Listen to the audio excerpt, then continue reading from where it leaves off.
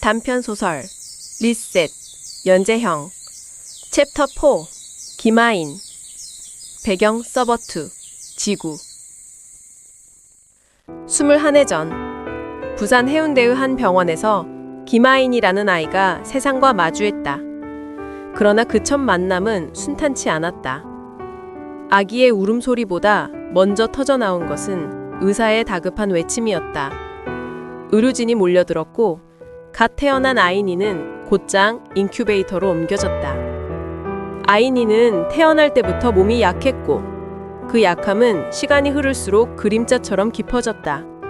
아인이는 또래들보다 늘 뒤처졌다. 뛰어놀아야 할 시절에도 쉽게 숨이 차올랐고 12살이 되던 해에는 오래 걷는 것조차 힘들어 휠체어에 의지해야만 했다. 부모는 그런 아인이의 고통을 덜어주고 병원비를 마련하기 위해 밤낮 없이 일하며 자신들을 혹사했다. 부모의 땀과 눈물을 지켜보던 어린 아인이는 마음속으로 굳게 결심했다. 적어도 마음만큼은 그 은혜에 보답하겠어.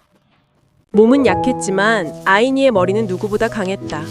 그녀는 공부에 매달렸고 단 한 번도 1등을 놓친 적이 없었다.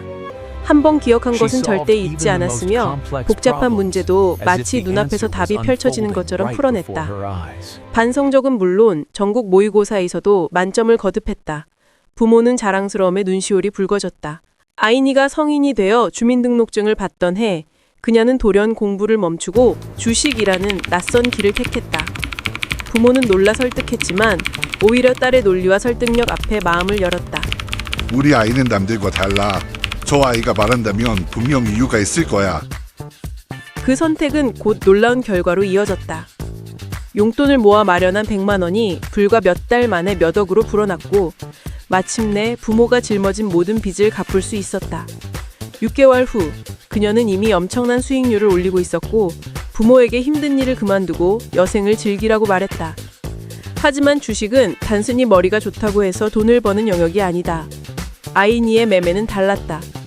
매수와 매도, 종목 선택 모두 마치 미래를 내다본 듯 완벽했다. 그 비밀은 그녀가 18살 무렵 찾아왔다. 어느 날 눈을 감고 명상하던 중 아인이는 자신이 알 리 없는 장면을 보았다.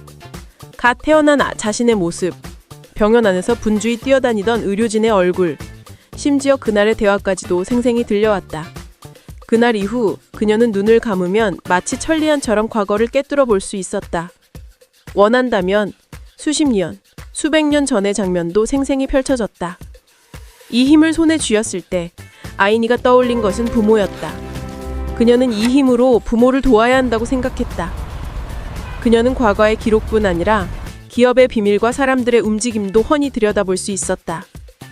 차트가 그려지기 전의 흐름, 세력의 손길, 곧 발표될 호재들, 모든 것이 눈앞에 펼쳐졌고 그 결과 그녀는 주식시장에서 백전백승을 거두었다. 20살이 되던 해, 그녀의 손에는 이미 28억이라는 큰 금액이 쥐어져 있었다. 절반은 부모에게 주었고 나머지는 다시 사용해 더 큰 미래를 준비했다. 하지만 돈은 단지 수단이었다. 아인이는 오래전부터 다른 꿈을 품고 있었다. 억울한 죽음, 풀리지 않은 미스터리, 세상에 버려진 이야기들을 구해내는 것. 그 꿈을 실현하기 위해 아인이가 문을 연 곳이 바로 미제 사건 해결 사무소였다.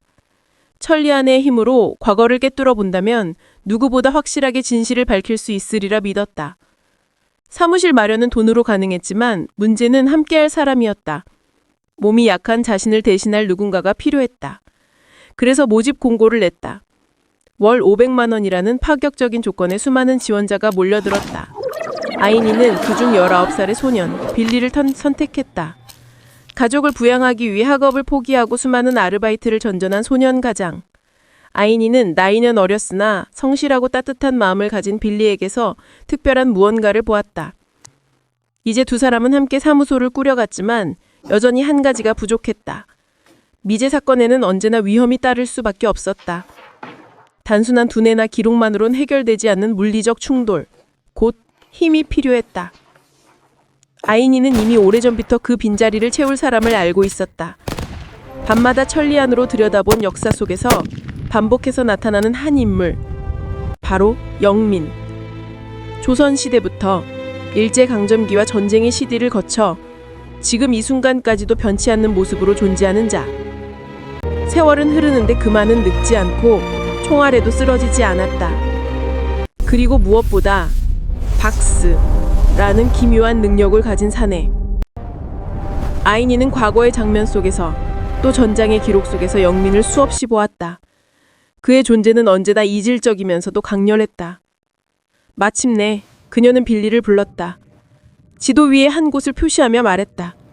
여기로 가. 그곳에 영민이라는 사람이 있을 거야. 반드시 만나서 데리고 와줘. 설령 거절하더라도 이 명함은 꼭 전해. 아인이는 담담했지만 그 눈빛에는 간절함이 숨어 있었다. 그리고 그날 이후 그녀는 오직 하나를 기다렸다. 영민이 자신 앞에 나타나 주기를.